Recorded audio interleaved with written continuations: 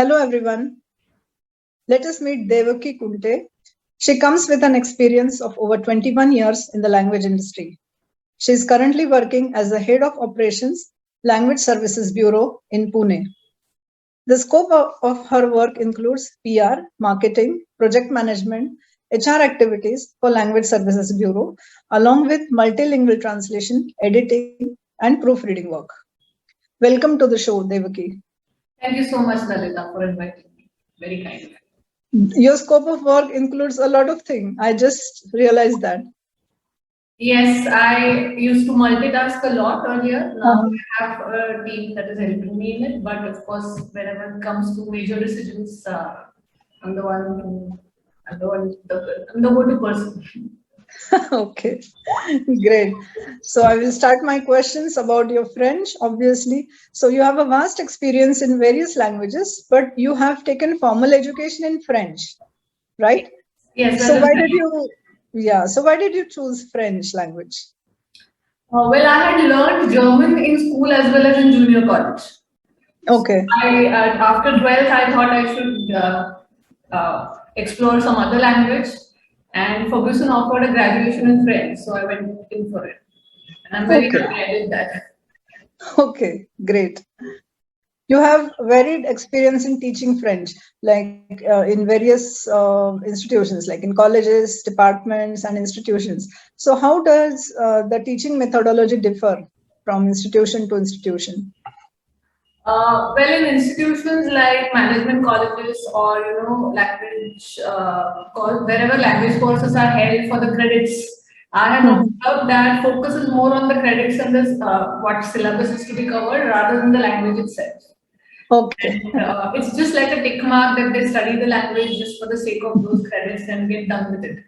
And that is why it doesn't really interest them much. Okay. Whereas in colleges and departments, there is a different lookout towards the subject and more sincerity about it. So this also encourages the teacher, trainer. Right. And I've also taught in different translation programs organized by colleges and universities. So here the students are really driven as they go through a very definite selection process. And especially with online training now, thankfully we can reach out to many different corners of the country.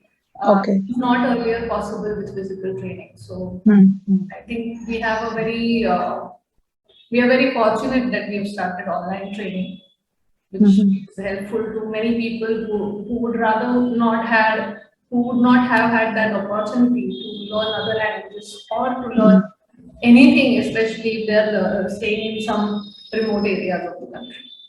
Yeah, that is true. That's really a blessing now, these online platforms. True. Do you think that the student generation has changed from what it was back then? Well, it's always this. The answer is tough because whenever we start talking about how things were back then and now, then it is like comparing apples and oranges. So I think it's all dependent on how driven they are, whether they are really passionate about the topic or the language. And in that case, it is a real pleasure to teach them. Otherwise, it is like you are going after them to, please learn, and that doesn't work that way. Absolutely. You have been in teaching also and interpretation also.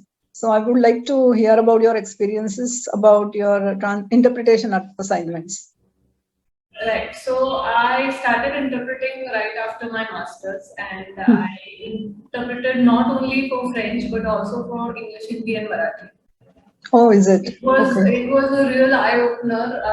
We didn't study interpretation very formally during our course, but due to the background that I have, thankfully thanks to my mother, I have known interpretation since early childhood, and I had done earlier interpretation assignments for free for tourists who wanted to see the city, or somebody who's attending a marriage and they want to know more about Indian culture. So I had that kind of experience during college, but when I started professionally, it was a totally different ballgame.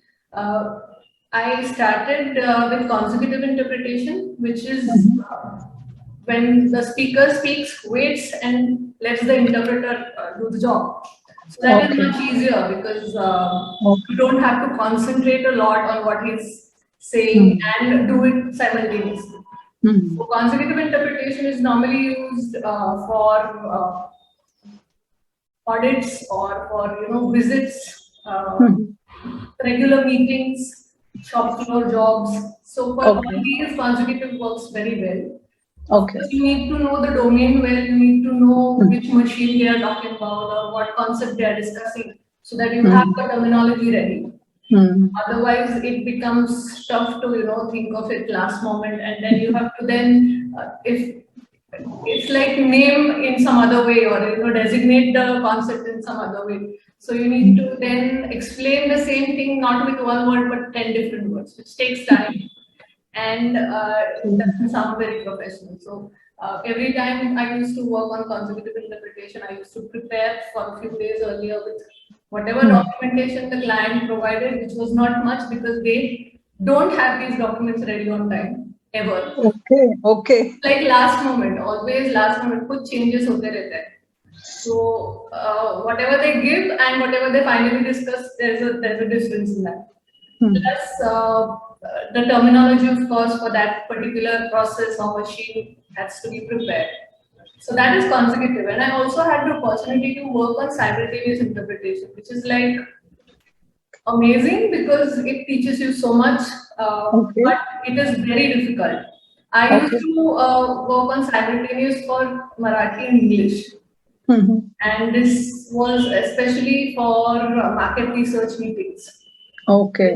There was some foreigner sitting next to me, and there were some discussions happening in another room, which I heard on the earphones, and then spoke about what's happening there continuously, simultaneously.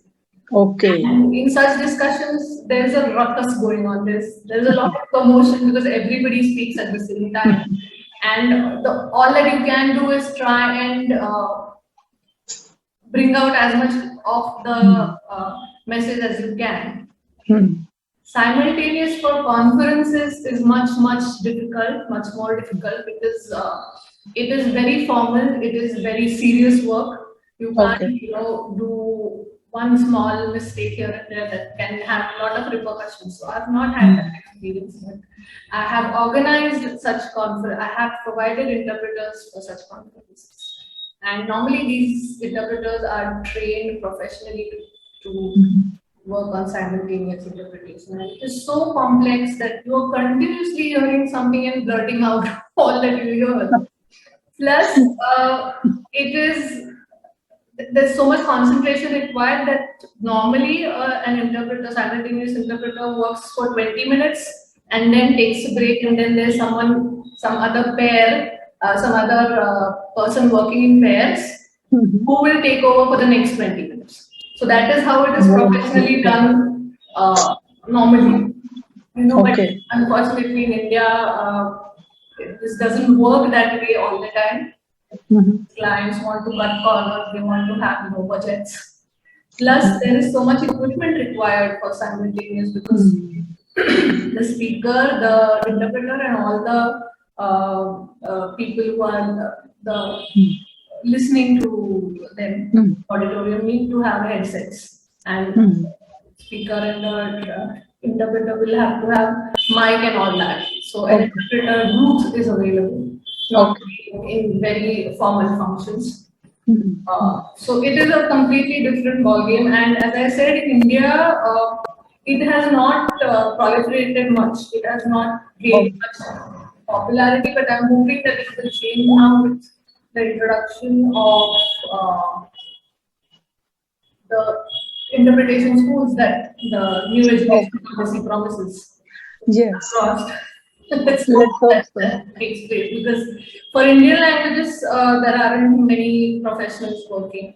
Whoever works in Indian languages for interpretation normally has a training in German, French, Russian, simultaneous interpretation, and then they use those skills in other languages. Okay.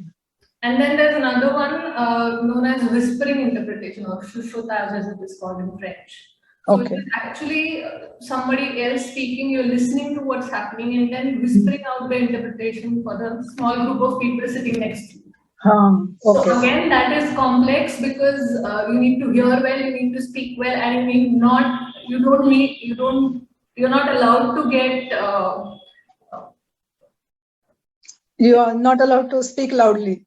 Speak loudly, plus you can't really get confused or get yourself Carried away in the carried away discussion. with what's happening in front of you.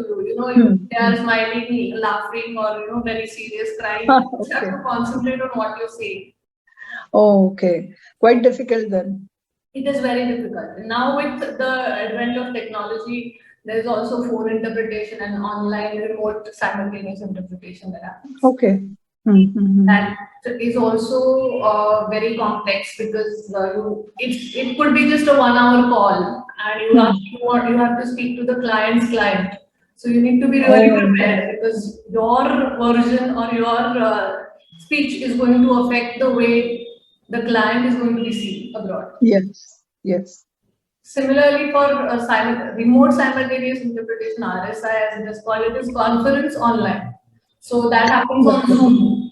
Okay. Unfortunately, till very recently, I'm not sure about now, but Zoom didn't have channels for Indian languages. They have channels for French, German, Arabic. And then we have to, tell the interpreters that Hindi interpreters are on the Russian channel. Okay. How you hear them. That is how you can hear the Hindi version. You don't have a Hindi language there. You didn't have it until very recently. So that needs to catch up a bit, but the technology is there. Is there? Okay. Oh, great. You conduct various translation courses in your bureau. So can you tell us about it? And I would also like to ask, do you also introduce the students of your courses to CAT tools? Yes, absolutely. So we introduced the translation courses in 2018 as part of the celebrations for the 40 years of language services here. Okay. And we started with orientation course, which is like a month-long program just for the introduction to translation. Okay. Or not just translation, but the career as a linguist. The course includes assignments in various domains, translation assignments in French, in regular domain or commercial, legal, technical, marketing, online content. And then they have to submit the assignments on which we give them the review about how they're performing. We do a little bit of theory because in actually 12 sessions that we have online, it is tough to go into the theory part. Plus, it gets boring if they don't have the linguistic background for that. So if we're talking about something like stylistics or syntax and pragmatics, then it's like, what's this? We don't get into the specifics, but actually that is how translation is taught all over the world. And for example, in JNU, they have 6 months theory course for translation. First 6 months is only theory. Okay. Here it is not possible, so we just give them some brief introduction to the theory and we also talk to them about the opportunities in the language industry. Apart from being a translator, what else they can do. So they are also given a brief about how they can become more professional. So right from the communication with the client to the style guide that is to be coming in from the client. Now, Indian clients don't know about style guides. So we ask the students to prepare their own style guide to get back to the client. Plus, being more professional in terms of, having quotation to be sent and then asking for purchase order or a work order. So they are actually, taken through or shown through the entire process of translation or any project and how they are expected to behave more responsibly, because we have had translators or linguists who give last minute surprises, which is a problem for the agency or the translation company as well as the final client. So if they have this background about how projects work and how they are a major stakeholder in it, then they get more serious about it. And it is also like a primer. They need not select select this as a career. Okay. Because, after going through this, they may feel that's not our cup of tea. Okay. It is for them to really, understand the process. And after the course, we also offer internships to those who have done well during the course. So we offer some part-time unpaid internship in our company. Now that it's all online, we also offer them. If they are not in Pune, for example, they can work online also. Because the translation industry has always been not very physical. We've always worked on that. Right. So, and to answer your other question, yes, we introduced them to the CAT tools. There are 2 sessions dedicated to CAT tools. In one, we explain that to them the purpose and the processes and the facilities or the functionalities available in CAT tools. And we also get a practical session where we get a translation done from them on the CAT. Technical translation, because as you know, creative translation won't work on CAT. Yeah. Technical could have repetitions, and therefore, if they see that yes, my earlier translation is getting repeated and I don't have to retranslate, then they get an idea. Plus, I always tell them that, after doing this course, don't go out and buy a CAT tool. Know the utility, and only when you get the right projects, you use them. Would know when to use and when not to use a CAT tool after the course. Because it's an investment of time and money, and it doesn't make sense to buy something without, having projects at hand. Correct. So for those who don't know what is a CAT tool, can you quickly tell us about it? The long form also. So, CAT tools are computer-aided translation tools. And these tools are mostly preferred in all domains where there could be repetitive content, or there can be there is a set terminology required, because it helps in maintaining consistency of the project. You can upload a glossary or a terminology list onto the CAT, and every time that term comes up, it will ask you to use that particular term. It helps in consistency, it helps in saving time. You don't have to look up the same word again, you don't have to retranslate the same phrase again, and it saves time and money for the client also. Okay. It is a very useful tool for such domains, but as I said, not for creative content or literary content. Okay. So there are no tools yet for the creative content or the literary content. I don't think literary or creative content will need tools at all, because it's very tricky. Yes. Yeah. Great. Thank you. Devaki, you have attended many seminars, conferences in India and abroad. So how is that experience, and which subjects did you handle mainly? So it is always very enriching to attend such conferences and seminars, because you get to know new people, you get to visit new places, you get to see more colleagues, and it's a different it's a very different experience, because you get to meet the other stakeholders of the industry, not just translators, but other companies or clients coming in for looking for vendors. So it is also helpful in understanding the other's point of view. Plus, the knowledge gain is an added advantage. Yes. And it helps in getting to know more people from the industry. Okay. Whenever I was speaking at any event, it was normally related always to languages. So careers and opportunities in languages, and I'm also reading newspaper articles or blogs about the same. Okay. I keep getting people asking these questions, and it's always better to guide them to a very well formulated video, for example, that YouTube, to Right. help them understand and to refer to it again and again. And I've also spoken on translation as a career. Okay. Corporate communications, introduction to Marathi translation, introduction to interpretation.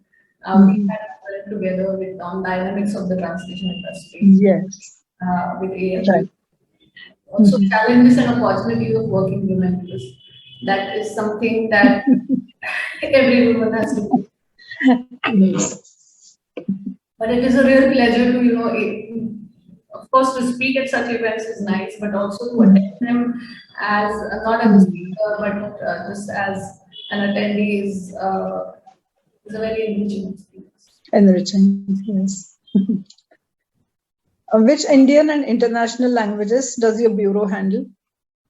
So we work in almost all Indian and international languages. We need the rarest of the languages like Montenegrin, for example, or Swahili. Okay. African languages and other European languages, even other Indian languages that we don't normally come across. We work in them for certain projects. So for Indian languages, for example, we worked on Santhali and Maithili and Dogri, Urdu.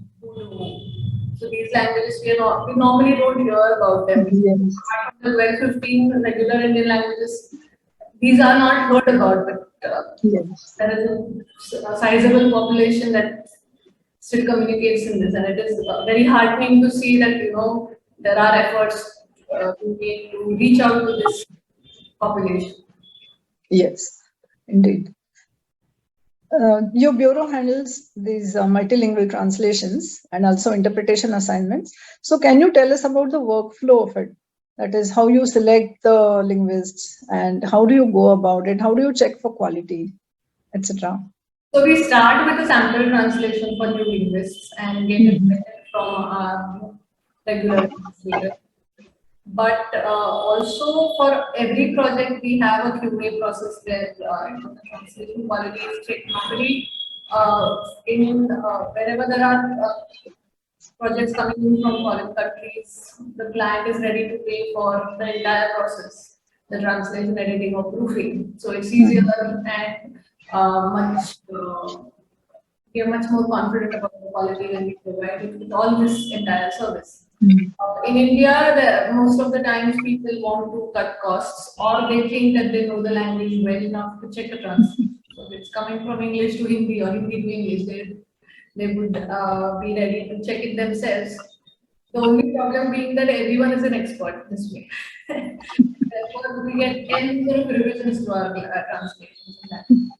But the normal process is the selection of the right translator or linguist working on this, and then getting the job done, getting it proofed or edited, and then getting the changes or review done as per the client's requirement.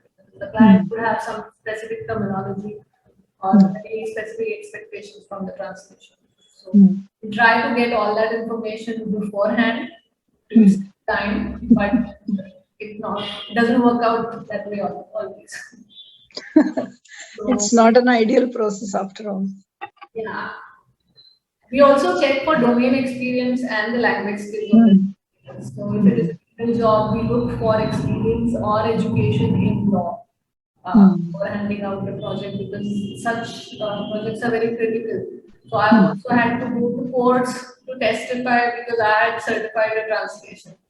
Oh, okay. We ask our translators, ask our clients specifically the purpose of the legal translation. Because if you have to travel to another city and go to the court there, it is quite a time-consuming activity for no remuneration or for no good reason. I mean, if you know the language well and good, but if you don't know the language there, then it's even more difficult. Yes. So that is one thing where India can improve on, having certified or sworn translators, certified by the government, authorized translators. We do have them for Marathi in Maharashtra. but I'm not sure about the process throughout India. Okay. Yeah, that is one area where really something needs to be done. True. Yeah, true. This question comes to my mind. The linguists, do you think they are equipped with everything that a language agency needs or language service provider needs? For example, domain expertise or the translation techniques and so on.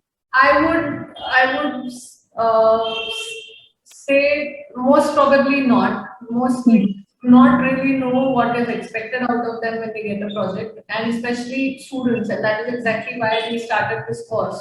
So we introduced the course in order to have more people trained in this profession, so that they have an multidisciplinary idea of what all is expected out of them. As I think I missed out on this, but we also had introduced an intermediate course for translation. Okay. For 3 months. It was also online, but we couldn't continue it later. We haven't had it recently in a year or two because the level of language that is required there is like C2. Oh my God. The highest level of language is expected because they have to navigate through projects which are really complex. And we did medical, pharmaceutical, such domains with them, which are very critical and very complex also. So yes, it would be much helpful to both the resources as well as the LSPs if they get a better idea about what is expected out of them. And of course, it comes with experience. But if you're going to learn everything through experience, it will take a lot of time. So it's better to do some courses. Of course, there are also online other courses, free courses also available now for translations. But they need some guide or some kind of introduction to the overall process, because every project is different. Sometimes even if it is a simple translation project, the final use or the final application of that language text, wherever it is going to be, is going to determine how you will handle the project. For kids, then the language needs to be different. If it is for adults, it is different. If it is entertainment content, you have to have a different framework of the mind. So, of course, this is just an introduction. It is not. I always tell them in the first class that you are not becoming a professional translator after you do this course. You will just start the journey, because of course a translator's journey throughout he or she has to keep learning. There are so many domains and there are so many specializations. In India, yet we don't have many specialized translators who only concentrate on patents, for example, or law, and therefore we have to be jack of all trades. In the beginning of the course itself, I tell them that you have to learn how to learn. You have to learn how to keep learning. So once you do this, you will have that frame of mind, and it will be easier for you to actually accept that yes, you don't know and you need to learn and you need to keep learning. So this process has to go on, and with continued education and other courses available, that is definitely a possibility to have people who are trained and who keep training themselves, or who keep updating themselves. Their skills. Great, yeah, thank you. How has technology changed the way we look at languages? What do you think? Technology has picked up a lot of skills like transcription and translation, subtitling, and now also interpretation.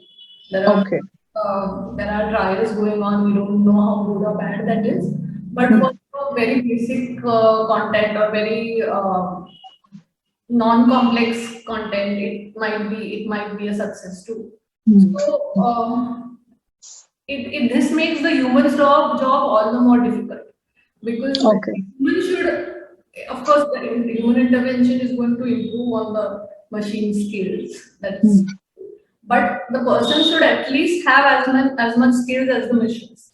We sometimes find translations and we say, no, even Google will do a better job.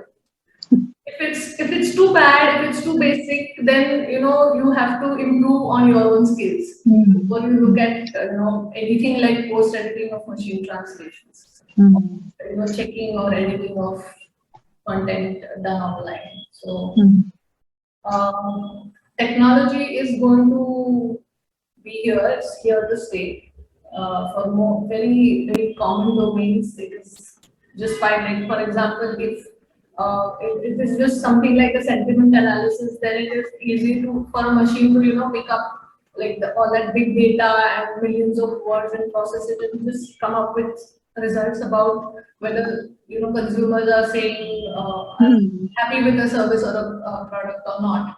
But when it comes to more complex content like literary content or medical or legal, then it definitely needs human intervention. And unfortunately, people are not very aware about the confidentiality issues in using machine translation. We just put anything and everything online to get it translated, but they don't realize that they are going to give up their rights as the author or whoever to the company which is providing machine translation. So I had written blogs about this. I had also written about this confidentiality issue in a magazine of our local chamber of commerce, because it was too obvious that everybody is even putting tender document online. So it is really tough to explain this to everybody, but whoever I normally interacted with them, that is the reason I wrote the article to increase awareness. Increase awareness. Yes, we have to keep telling. Yeah. So where do we read these blogs? And if someone wants, sorry. On our website, languageservicesbureau.com, there is a blog page. Okay. We have more than 200 blogs now. So we started writing like 6-7 years ago. Okay. We've covered almost all aspects of the language industry, not just translation, but also training, which languages one can learn, what are the benefits of learning which language, and the scope of that specific language in the future. We have spoken about the Indian language scenario, how it is changing, and how there are more opportunities in Indian languages. Apart from that, how to pick up a language quickly, and how to keep practicing a language, or the different interpretation skills. We've tried to cover as much as we experience. So, for example, I have written content about how to write translation-friendly texts, because in India, the kind of content that we receive for translation full of issues, problems, mistakes, that it is also sometimes tough to understand the meaning, let alone translating it. So we've written about that. We've written about that insistence of puristic Indian languages. So, like for Hindi, we had a project where it was about recycling of wastewater, and we had used the Hindi word "mala," which is basically type of wastewater. So the client didn't want us to use that. So he wanted to use an English word, and his explanation also gave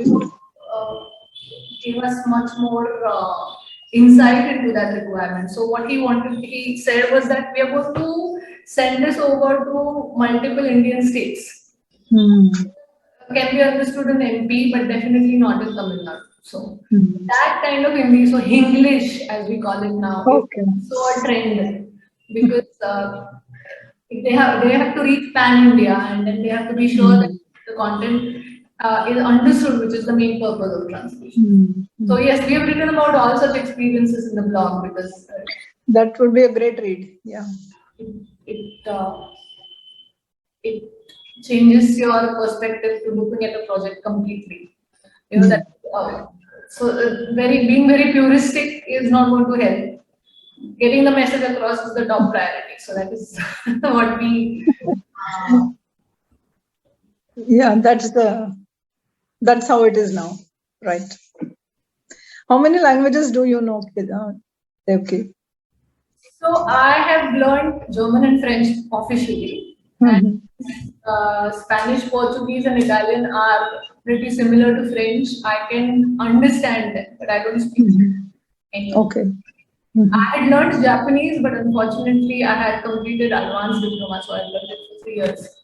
But unfortunately, I have not been able to keep in touch, and it's been 20 years. So I need to really put in a lot of efforts if I want to revise. Okay. I keep telling students that it's nice to keep learning a lot of languages, but it's going to be a waste if you don't be in touch. So Devki, you mentioned that there are no training schools for translation and interpretation. I mean, there are courses, but not the kind of extensive courses that we have otherwise in other areas. So I would like to know your thoughts about it. So there are very few translation schools or programs in India, and only one, as per my knowledge, for interpretation, which is in JNU. So Okay. all our official interpreters for the president and for all our dignitaries, they all come from normally JNU. Unfortunately, as I said, for Indian languages, there is no such training available. Okay. This creates a huge gap between the demand and the actual availability of such resources. Okay. Interpreters are required not only in conference, seminars, audits, or meetings. They can also be required in socio-linguistic requirements like for medical cases or legal cases. And then it becomes tough to find someone who is well trained, because even a small error can lead to a huge difference to someone's life. Yes. So here, the need is felt much more multifold. For training in translation of especially interpretation, the level of the training has to be top notch. I mean, Okay. there's no room for error. That is gained, then interpretation can be learned. Because at the last moment, the interpreter does not have the luxury or the time to go looking for terms or to, say, I didn't understand this. So, apart from the language teaching, the interpretation courses abroad also include a lot of, general knowledge, current affairs, Okay. study of technology and specific domains. That is lacking, then the interpreters are at a disadvantage, and so are the clients. Okay. So it has been a dream of mine to offer interpretation courses. In fact, that was the next level course that we had planned after intermediate course in translation. Okay. So what are the requirements of this course? Like, for example, I have to learn French interpretation. So how do I go about it? I mean, how much time do I require to become an interpreter? At least 8 months to 1 year to begin with. Normally the courses are for 2 years. So they're intensive courses where you're like, plunged into the language and feel and to, really, really work hard. So it is so much more difficult than translation, because it is live simultaneous translations. You practice in labs. So when I did simultaneous interpretation, I used to practice with the TV. So, whatever the news channel was saying, I would try and interpret it into the other language. Wow. Okay. So this helps, but only then you realize how much you don't know. Okay. Learn in terms of the language as well as the domain. So. And what should be my basic qualification to become an interpreter? How much language should I know? See, for foreign languages, it is easy to say C1 or C2, or for Japanese, N1 or N2, for Chinese, the C7.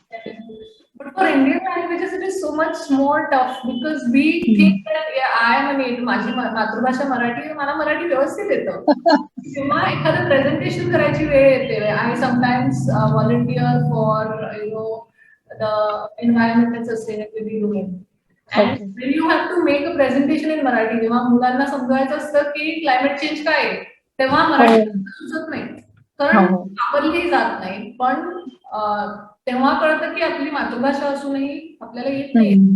भारतीय भाषांसाठी हे सांगणं अवघड आहे की काय language level पाहिजे. मी जरी म्हटलं MA पाहिजे त्या भाषेमध्ये, MA मराठी, आमच्या इथे मराठीमध्ये येणारे MA केलेले लोक नाही मराठी लिहू शकत, शकत नाहीत कधी कधी. सो अशी लेवल भारतीय भाषेची सांगणं अवघड आहे. पण they should know the language very well is what I can just say. मला वाटतं बऱ्याच वेळा असं होतं का की हिंदी किंवा मराठी, मला या दोनच येतात, की बोलता येतं म्हणून आपल्याला वाटतं हो मला भाषा येते, पण ती बोली भाषा असते आणि लेखनाची किंवा फॉर्मल भाषा ज्याला म्हणतो. म्हणजे आता एमिशन्सला उत्सर्जन म्हणलं तरी पटकन कळत नाही, पण कुठल्या गावामध्ये गेलात तर तुम्ही एमिशन म्हणूनही उपयोग होत नाही.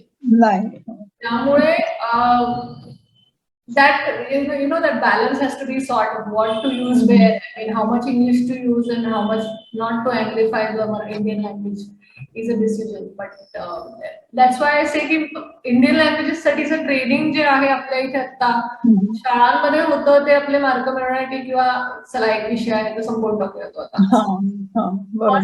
त्या भाषेमध्ये पुढे काय स्कोप आहे किंवा एखाद्याला भाषा खरंच आवडत असली तर त्याला काय काय पुढे करता येईल हे जर कळलं तर त्यांना जास्ती उत्साह येऊ शकतो. So just similar to translation course essay competition निबंध स्पर्धा पण इंट्रोड्यूस केली आहे. आम्ही इंग्लिश हिंदी मराठीमध्ये तरी आता सध्या घेतोय, बाकीच्या भाषांची घ्यायची इच्छा आहे पण अजून एवढं the word has not spread much. English साठी खूप एंट्रीज येतात शाळा कॉलेजांमधून, मराठी म्हणलं की मराठी शाळांमध्ये दिलेली असते एंट्री तरी तिथनं इंग्लिशच्या येतात किंवा जरी पाठवलं तरी खूप कमी एंट्रीज येतात. पण they get to, I mean, for the winners we offer the translation course free, so to know the usage of language skills आणि त्याचा उपयोग म्हणजे finally if you can express well you know the language. बोलता आली तरी चांगलंच आहे पण लिहिणं महत्वाचं आहे. अशा इव्हेंट्स किंवा अशा plan from such such steps that we have taken, we are hoping to give more focus on Indian languages.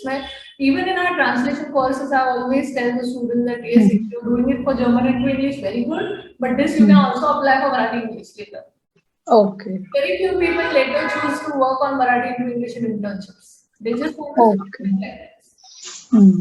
so like आपल्या भाषेचा there's this, I don't know, there's some kind of phobia or there's some inferiority complex about our language that should go. जाईल पटकन तितका सगळ्यांनाच उपयोग होईल. घरी सुद्धा कित्येक पालक मराठी किंवा हिंदीत बोलत नाही, इंग्लिश बोलायचं असतं त्यांना. Not bad, you can speak in English, but you're not giving all that enriching culture of your own to your child. You're not passing it on. And surprisingly, all over the world, all education is in mother tongue except in India. So even I now say, unfortunately, I have learned in English medium school. But I try to. I used to read a lot in Marathi because we had the library. I पुस्तकं जमा केलेली आहेत. त्यामुळे मी मराठी वाचलं खूप आहे जरी मी शाळेत नव्हते तरी. सो ते जर का एक्सपोजर मिळालं मुलांना तर नक्की फरक पडतो. सुरुवातीपासूनच इंग्लिश वरती भर दिला तर later they will definitely not want to speak in our language or stay here in India. आणि हा आपला एक बबल आहे. Only like 15% of Indians feel that English is important किंवा English is great, which is good, and I'm not saying it's bad, but the rest of the 80-85% of the population is completely vernacular. I mean, they don't speak other languages. Most of the newspapers throughout India, the ones that are really selling news numbers, they are in Indian. Yes. So Indian languages कडे दुर्लक्ष करून चालणार नाही. National education पॉलिसीमध्ये ते पण आहे की कंटेंट जास्तीत जास्त आता इंडियन लँग्वेजेस मध्ये ट्रेनिंगला किंवा एज्युकेशनला प्रोव्हाइड करायचं आहे. It's going to be a challenge. because it is a chicken and egg situation. Right. I don't know this word and therefore it is not used much. Dictionary मध्ये सुद्धा आहे. म्हणजे आता मराठीसाठी एवढं काम केलंय राज्य मराठी विकास संस्थेने. They have come up with a science encyclopedia. They have come up with an encyclopedia, and they have done a lot of terminology work. पण ते जर का usage मध्येच नाही आलं तर it's all going to be bookish knowledge. Correct. So, but all those people coming from villages and tier 2, 3, 4 cities, they are going to really benefit out of this regional language education. They are the ones who have that inferiority complex for not knowing English. So they will benefit by learning in our languages. I sincerely hope that the NEP actually works really well for our country. And Devaki, how do you feel? Your mother has learned so many foreign and Indian languages and working in this field for so many years. And you have also inherited the same thing, same thread, like the languages. So how does it feel? And how did you learn languages? On your own or with your mother? I feel very proud of her, and I mean, I will never be able to live up to her number of languages. So she's learned so many, but I have just stayed put with a few because for me it is very confusing. If I start speaking in French and I want to speak in Spanish, then Spanish is French of that. Okay. So I don't venture there. But while learning languages, I learned German in school, and mom helped me. She used to teach me and my friends. In fact, she started courses for children quite a long time back. Even before I started having German in school, she introduced courses for my friends. So it was fun learning with her at that time. But when I finally switched to French in college, she was very busy with the company. So I learned at Alliance Française, I learned at Marathe Institute. And then I had the opportunity to study in Switzerland for some time. So I see. Okay. It's a very wonderful experience. And it was, as I said, I was plunged into the French, the Francophone country, which improved my language. And of course, I would learn some translation there. We learned intercultural skills apart from the linguistic studies that is a usual part of masters. So, yeah, and Japanese also I studied here in Pune at Marathe Institute. But I really focused on French, and I started taking projects in translation interpretation for French. So then I did not have time for Japanese. Wow, that is nice. Yeah. And how many Indian languages do you know? No, I know only Marathi and Hindi. I would love that is also Bengali. I want to learn Bengali and read Tagore. But I don't know when that is going to be possible. So, what changes would you like to see in the language industry? Well, for the last few years, we've seen a huge demand for skilled Indian language translators and interpreters. But unfortunately, there aren't many around. So there are some people who are very good and who are completely booked for months together. And then there are others who are just learning or just starting, and therefore their skills are not up to it. So I would like to see more practical translation training being offered at graduate levels. Okay. Because what they do is normally literary translations, either in schools or colleges, but that doesn't help in real life scenarios where translation projects happen. So they can do more of such jobs like ads on translation articles from newspapers or magazines. Then that would definitely help them a lot. So that is one thing I would like to see as a change. And similarly, interpretation schools, as the National Education Policy says, if they are set up in all major universities for Indian languages, it will be really very helpful for skilling and professionalizing all the Indian language translators. So this will be completely, a shift that will make the language enthusiasts look forward to, doing the courses and, actually working on such projects. Because as I said, currently the people who are working on such projects are they have either learned foreign language interpretation and they are applying those skills here, or they just got into the industry and by on-job training they have gained the experience. Apart from this, in the teaching field, it will be great to have exchange programs at the same levels. Okay. In Europe, I'm sure you know, there is an Erasmus student exchange program where the student moves to other countries and for a specific time period, and then they learn the language as well as their subject in the country.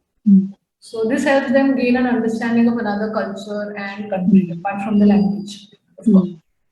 So if we can have something similar at the India level, where the students can get scholarships to study in other states, be much better national level integration, and of course an added advantage of knowing 2 Indian languages apart from Hindi. Yes, that's a good idea. This is currently missing, as we have many translators working from or into Hindi to begin with. Of course, English into Indian languages is there, but if we talk about only Indian languages, Hindi is normally the source language. But if we think of other language combinations like Telugu to Punjabi or Marathi to Assam, almost nobody there. There's almost no one working on such languages. And then they use the bridge language of English. They'll do Marathi into English into Assam. But then there's, of course, there's a loss then. Translation losses or gaps. We learn foreign languages very often, everybody in India, but not other Indian languages. So it is something that one can aspire to. Such exchanges will encourage students to learn more Indian languages to begin with. Then we'll have a very different scenario where there are many linguists available for many language combinations.